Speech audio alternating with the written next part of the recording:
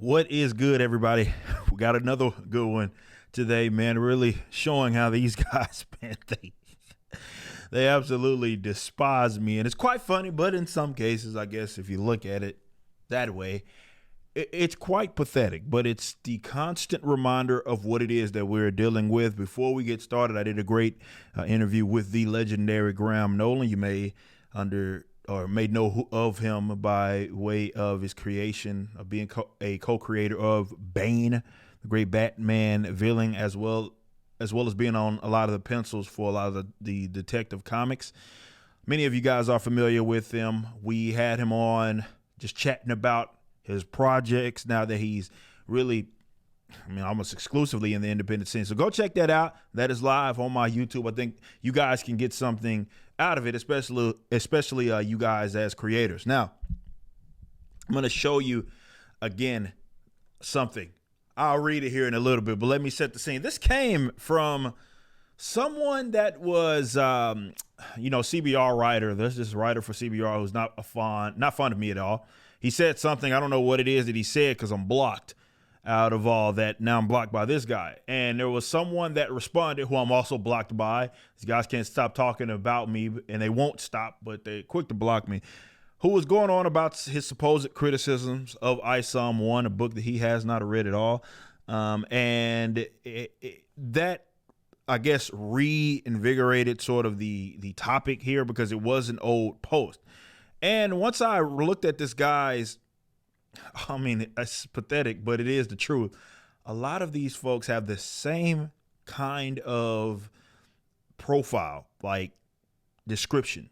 This guy is usually sexuality, some flags maybe there, talking about their like deficiencies in some cases and problems, mental issues that they may have, stuff like that. It's really bizarre, but you can tell these guys don't have much of a personality because they're leading with that, no accomplishments or anything. It's like, hey, you have something that you feel is wrong with you or something. Nonetheless, I saw his response. I responded and I was like, okay. Once I clicked on this guy's page, like, he's autistic, because he admits it. He admits that he's autistic.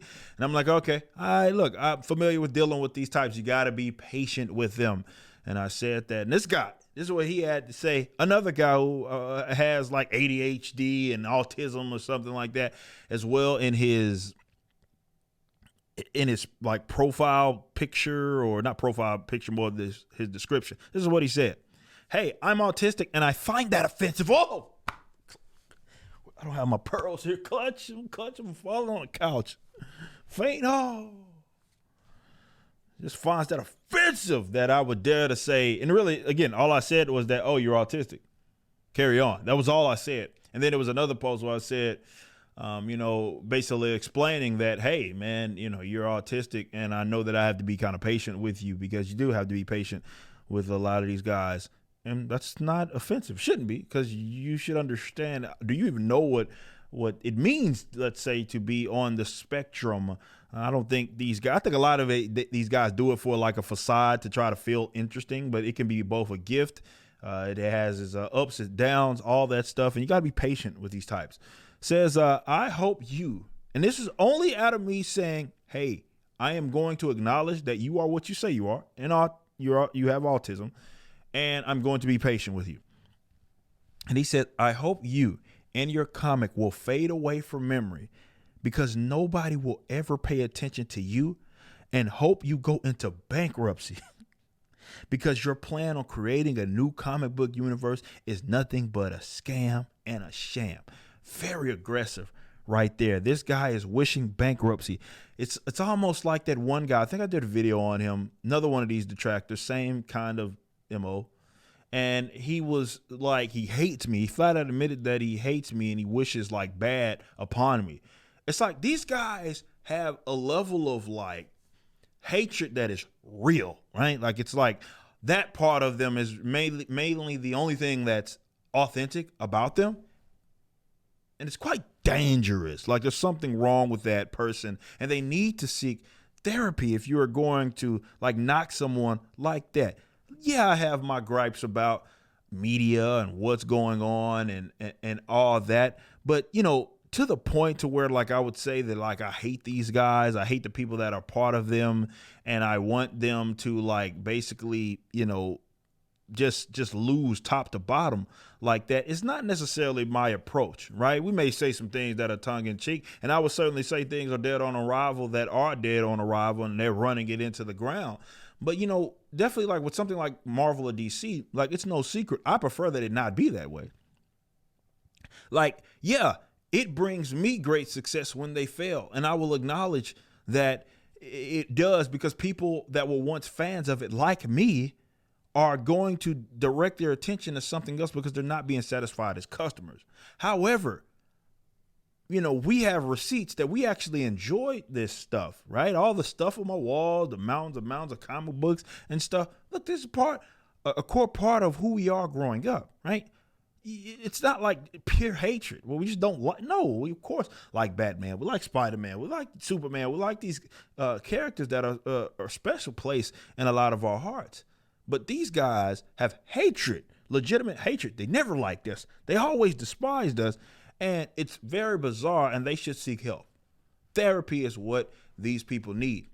But on a creative tip, this is how they're going to treat you guys, okay?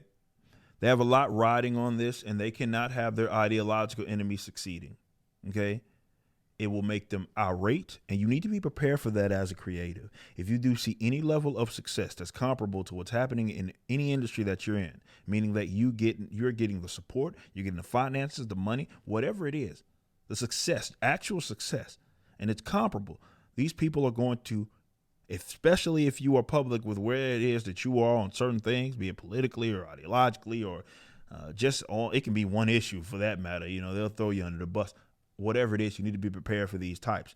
It's different. It's not just, hey, I disagree or I don't maybe like what it is you're doing. No, it's well beyond that. It's that they despise you. They hate you and they want the worst for you. And you have to act accordingly. This is why I handle these weirdos in the way that I do, because I am not of the I'm not like delusional. I know what type of individuals it is that we are dealing with. We're dealing with a lot of people that are bad actors. We're dealing with people that don't want good by any means. These are folks that they would prefer that you croak and die. That's what they would prefer.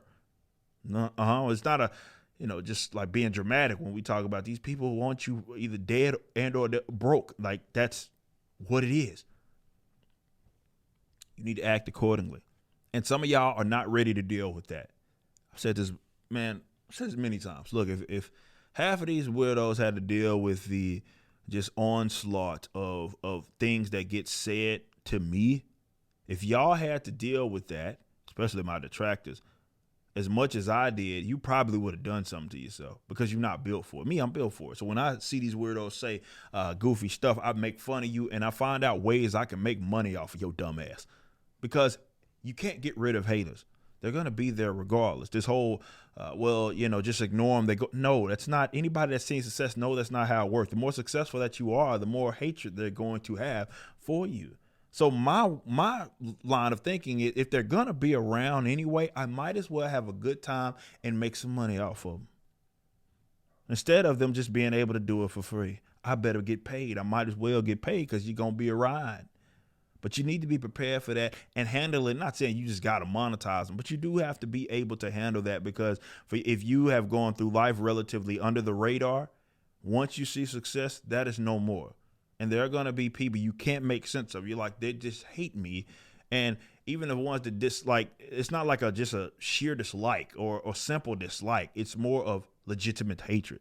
And they do have that for you. And you need to be on the lookout for that. And you need to harden yourself, learn how to respond to that, because it's not going to go away. It's going to increase, if anything. And a lot of y'all not built for that, because you don't. You probably mean well, good-hearted, and you're like, why would people respond to me like this?